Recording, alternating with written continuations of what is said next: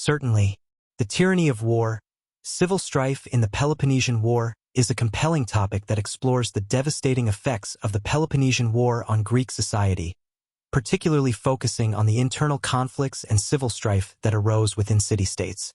This story could follow the lives of individuals from both Athens and Sparta, along with characters from smaller city-states like Corcyra and Argos, where internal factions and political rivalries were deeply affected by the war. Here's a structured outline and initial chapters to develop a full-length story of around 5,000 words. Title: The Tyranny of War, Civil Strife in the Peloponnesian War. Synopsis: The Peloponnesian War, a conflict between Athens and Sparta, spread across the Greek world, impacting both the battlefield and the hearts of cities. As the war intensified, internal divisions and civil strife broke out within city-states, where citizens were torn between loyalty to Athens or Sparta, democracy or oligarchy. The story follows Andronikos, a young Athenian idealist, Lysandra, a Spartan widow driven by a thirst for vengeance, and Periander, a Corcyrian farmer caught in the violent political upheavals that plagued his island. Together, their journeys reveal the destructive tyranny of civil strife fueled by a prolonged war. Outline and structure of the story. Introduction. Setting the scene, approximate 500 to 800 words. The story opens with a vivid description of Greece during the Peloponnesian War. Athens and Sparta lead two opposing leagues, and their rivalry has pulled smaller city-states into the conflict. Civil strife begins to stir within cities as factions form, those who support democracy and lean toward Athens, and those who favor oligarchy and align with Sparta. Chapter 1. The divided city of Corcyra, approximate 800 to 1,000 words. Periander's dilemma. In Corcyra, tensions boil over as pro-Athenian and pro-Spartan factions battle for control. Periander, a simple farmer, witnesses his friends and neighbors turn on each other.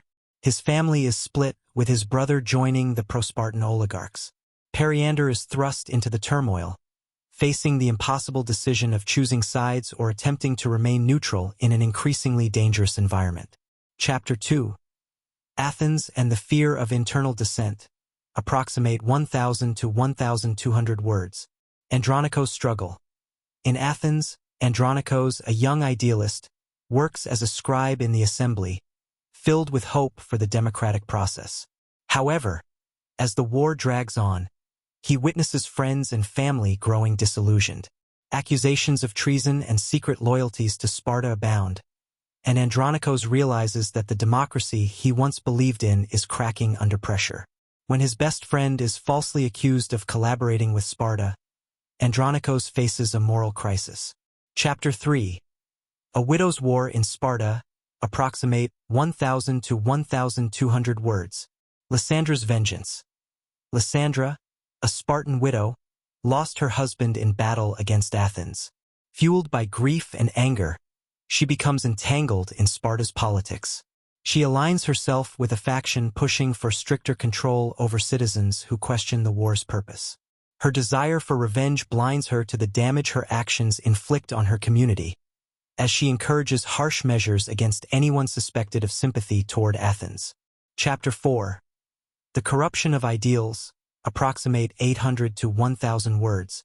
All three lives intertwine. Periander, Andronikos, and Lysandra's paths intersect when a skirmish brings them into contact.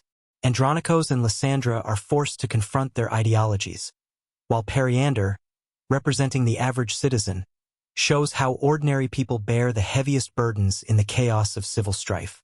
They face the realization that the ideological lines that once felt so clear are blurred by suffering and vengeance. Chapter 5. The Tyranny of Civil War, approximate 1,000 to 1,200 words. Consequences of division. Each character suffers as the factions grow increasingly brutal. Periander's farm is destroyed in a raid, leaving him without a livelihood. Andronikos' disillusionment reaches a breaking point when he sees innocent citizens executed for treason, and Lysandra's actions alienate her from her community.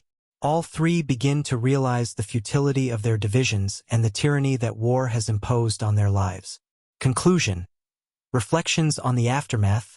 Approximate 500 to 700 words.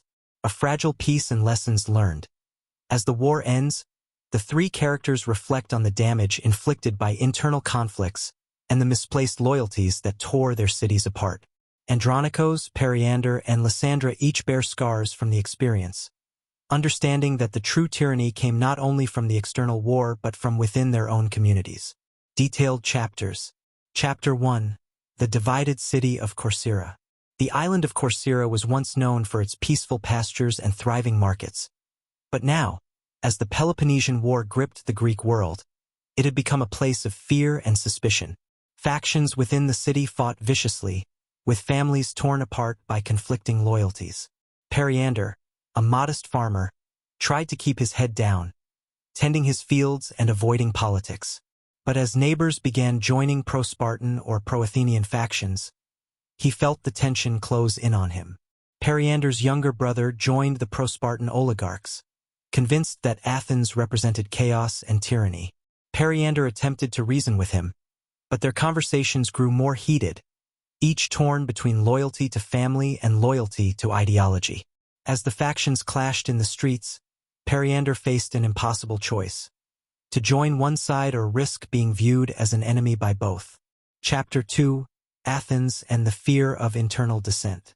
In Athens, Andronikos, a young scribe in the assembly, worked tirelessly, believing in the power of democracy. He wrote speeches for assembly members and participated in debates, proud of the Athenian ideals that inspired him. But as the war dragged on, suspicion grew. People whispered of traitors, and those accused of sympathizing with Sparta were ostracized or even executed. Andronikos watched in horror as the assembly, which he once viewed as a place of reason, turned on its own citizens. The turning point came when Andronikos' best friend, a fellow Athenian who questioned the war's cost, was accused of treason. Unable to prove his innocence, his friend was sentenced to death, and Andronikos was forced to confront the reality that the democracy he cherished had succumbed to fear and paranoia. Chapter 3. A Widow's War in Sparta. Lysandra, a Spartan widow, felt her hatred for Athens burn as fiercely as ever since her husband's death. Blaming Athens for her loss, she grew involved in the political circles pushing for stricter control over Spartan citizens. She advocated for punishment against anyone who showed weakness or questioned the war, believing that such discipline was necessary to protect Sparta. But Lysandra's bitterness began to corrode her compassion. She encouraged the harsh treatment of her own neighbors, watching with grim satisfaction as dissenters were punished. Her desire for vengeance clouded her judgment, and her once close friends grew distant, alienated by her severity. Yet, blinded by grief, she remained resolute, believing that she was honoring her husband's memory. Lysandra, a Spartan widow, felt her hatred for Athens burn as fiercely as ever since her husband's death. Blaming Athens for her loss, she grew involved in the political circles pushing for stricter control over Spartan citizens. She advocated for punishment against anyone who showed weakness or questioned the war, believing that such discipline was necessary to protect Sparta. But Lysandra's bitterness began to corrode her compassion. She encouraged the harsh treatment of her own neighbors, watching with grim satisfaction as dissenters were punished. Her desire for vengeance clouded her judgment, and her once close friends grew distant, alienated by her severity. Yet, blinded by grief, she remained resolute, believing that she was honoring her husband's memory. Chapter 4. The Corruption of Ideals. As the war raged on, Periander, Andronikos, and Lysandra's lives intersected when a skirmish near Corcyra brought them into contact. Andronikos, fleeing Athens after publicly denouncing the government's actions, encountered Periander on his devastated farm. The two shared stories of loss and disillusionment, bonding over their shared weariness of the endless violence. Their paths soon crossed with Lysandra's as well, who had traveled to the area to support the Spartan cause. Tensions flared as Andronikos and Lysandra clashed over their opposing beliefs, but Periander, speaking as a man who had lost everything to the war, urged them to see beyond their factions. The war had turned neighbors into enemies and turned every city-state into a battlefield. Chapter 5. The Tyranny of Civil War. As the civil strife deepened, Each character suffered losses that forced them to confront the toll of the war. Periander's farm was destroyed, leaving him destitute. Andronikos witnessed innocent citizens executed in a demonstration of power by Athenian officials, and his disillusionment turned to bitterness. Lysandra found herself isolated from her community, viewed as a harsh enforcer rather than a loyal widow. The tyranny of war had seeped into every corner of their lives, revealing the tragic consequences of internal division. Each character struggled to cope with the reality that